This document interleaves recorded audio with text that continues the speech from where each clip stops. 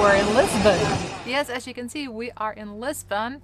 We had to plan a trip, a short trip to Lisbon. It was quite unexpected. Yeah, we needed to go to Lisbon for some paperwork, but we'll get back to Lisbon soon in this video. I want to first start with talking about some of the things that I did here on the homestead before we headed to Lisbon. Because you might be wondering what things look like here on the farm right now. Earlier I gave you a land tour, but that's about 2 months ago now, and things are slowly changing, so I wanted to show you what I've been up to and what I've been doing here. Let's get started with Project Strawberry, as I like to call it. A while ago I had seen some really sad strawberry plants growing not far from here, actually close to the garage, in a little garden bed, but nobody had been taking care of them, and I didn't know they were there, so they were super sad and they were about to die. I didn't want them to die. I wanted to try and save them, so this is what I did. As you can see, they're not thriving over here. I'm going to dig them up and put them in little pots with some fresh soil and see if they will do better and maybe give some more strawberries before the end of the summer. Just did some digging and got this one started, so now I'm gonna see. I think I get it. Oh, are there any roots left? So it has some roots, but not a great system, so hopefully with some fresh soil and more care it can do better. Number 2. Also not such great roots, but it has some roots, so I'll take off the old leaves and then put it in the pot with some fresh soil. I'm going to try and dig up this one too. It has some green leaves, but it's also dry, so picking it up, digging it up, and then hopefully I can also bring this back to life with my green thumb. So I found these 2 pots earlier, but then I also remembered we have this one. I'm just gonna put 3 of those strawberry plants in there. Oh yeah, of course, most of them are clean ones. I'm gonna quickly clean them up first before I put them in the new homes. Oh, it's actually, look, there's the 4 plants. So maybe one of them will go on its own in this little pot.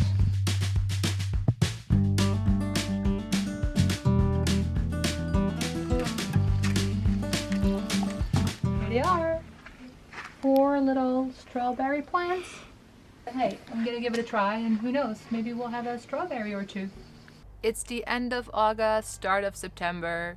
Harvest season is here. The weather is getting colder. I'm sitting here in my Starry Night hoodie because it's really too cold for a t-shirt early in the morning. So that means that harvest season is here, like I said, and a lot of our grapes and figs are ready to be harvested.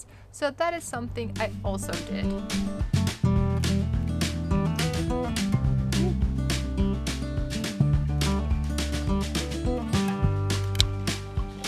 This one? Yeah, maybe. Yeah, it's a big one.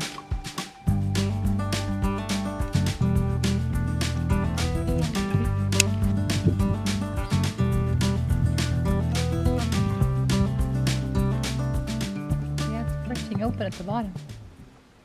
Yeah, they're starting to burst open, so I think that means they're ready.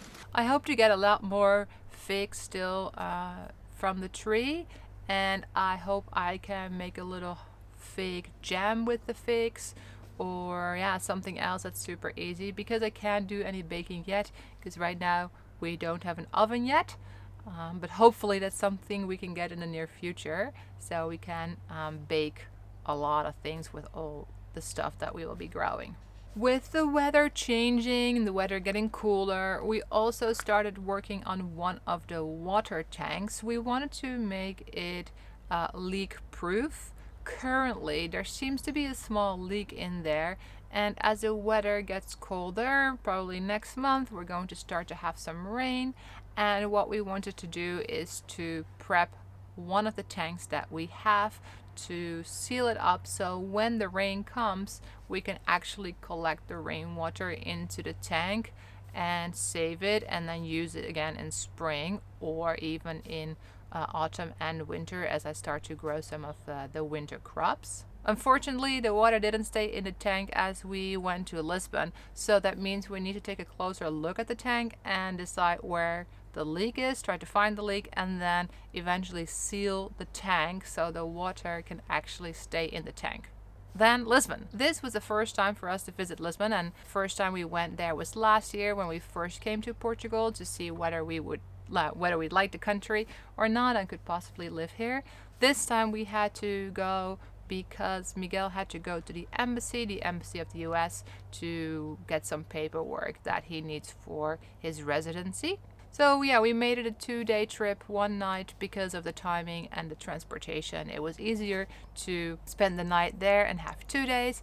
And also it was perfect timing actually because on one of the days that we went, it was Miguel's birthday. So we also made it a birthday trip. Since we'd already been to Lisbon last year, we didn't want to see any of the tourist sites, any of the highlights of the city, because last year we'd already seen all of those. This time, we wanted to go thrifting a little bit, go to some vintage and second-hand furniture stores. I looked up a couple of them online, but unfortunately there weren't too many that I could find. There was one really good one, really close to the airport. We just made it to this vintage warehouse. It's called Vintage in France. It is massive and it is amazing. There's so much and there are so many really nice pieces. So it goes all the way there to the end,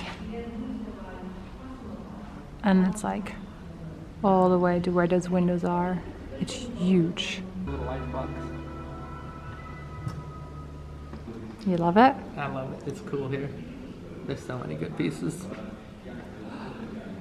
After coming upstairs, they have this big sign that says the best is yet to come, and I don't think they were lying, because there's another floor that is just as big as the ground floor. Look at that. I do have to make a comment about it though, that yeah, you can see all these pieces that we were looking at. They were really cool, but I think a lot of them were new actually. Looks like the shop was a mix of old furniture and new furniture. Then we also found this bookstore that was actually in a really popular street. We walked into the bookstore, wasn't on our list of places to go, and it was really cool. I loved it. Miguel also, we both really enjoyed browsing through all the books, very old books, different languages, all kinds of topics, and the bookstore was massive.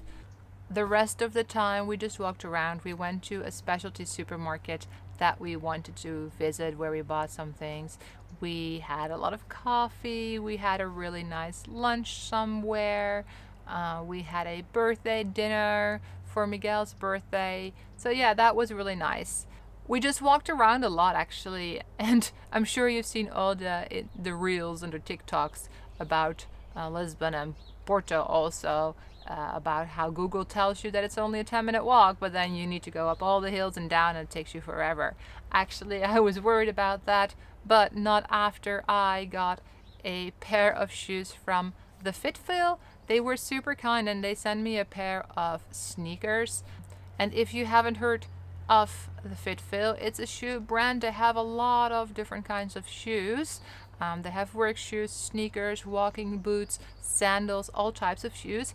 But the really nice thing is that their shoes have a very wide or a wider front. So your toes are actually not squished together. They are spread out, which is a lot more comfortable. And also those kinds of shoes are ideal for people who have like issues with their feet and struggle to find shoes that actually fit them and are comfortable. I had just gotten the shoes before our trip to Lisbon and I didn't really have time to break them in, but I did want to take them with me because I don't have other walking shoes, really, sneakers. And I was really surprised because I was a little worried at first that the shoes were going to be uncomfortable because, well, new shoes, you have to break them in, but actually they were super comfortable and they didn't hurt at all. No blisters, no pains. I just walked away on them basically. If you are curious to learn more about the Fitville and their shoes, check out the links in the description box below, and also check out the discount code that I have for you. I have a discount code for you, GO28, for 28% off your purchase, which is, I think, a really good discount. So yeah, if you're interested and if you want to know more about these type of shoes, check out the description underneath this video. Then back to the farm, and I'm gonna try and make it short because the sun is peeking around the house and it's gonna shine in my face. There are a couple of more things that I've been doing on the homestead here. One of them is rescuing some cacti. That might sound odd, but if you have been following me for a long time, you know that I love houseplants. Back in the previous house, I had about 60, maybe 70 houseplants in our small little hutong house. And eventually I want to start that plant hobby again, but not yet because the house needs a lot of work, so I don't want to have to restore the house, care for the land, and then also have house plants right now. But actually 2 little house plants got just given to me and they were actually growing on the land. There is a cactus that I found in the garage. It was like hidden in a corner, so I took that out and I put it in the sun, and it's looking much better actually. I just have to buy some proper soil for it. I haven't gotten around to that. And then there was also, very similar to the to the strawberries, there was a tiny little cactus plant that is in a bed just hanging out there that I also want to like dig up and put in a pot because I think it will do better there. It wasn't looking too great. Miguel and I also started working on the patio because there are also garden beds, but the soil there is it's just not good. It's very dry and it's not a nice dark color. So what we started to do is dig out the old plants, and we have started to bury some compost in there, and we want to clear the whole beds out, sift all the soil so that bed can like recover and the soil can recover, and we can start putting in some nice plants when spring comes around. And then finally, what I'm doing, I am also spending quite some time teaching online. You might know that I used to work in education and I decided to continue to teach. So right now I am offering English lessons online. Right now I am teaching a 4th grader to help her with her reading comprehension and also with her writing skills. And I spend a couple of hours a week with her working on those things, and I hope to find some more students in the near future. That is a little bit what my life on the farm here looked like last week, and I think it's not a super typical week because I won't go to Lisbon every week, but all the other little things are quite typical right now. We are waiting to get all the materials so we can really start the construction, and when that's all here, it will definitely be quite different because then the real work will start.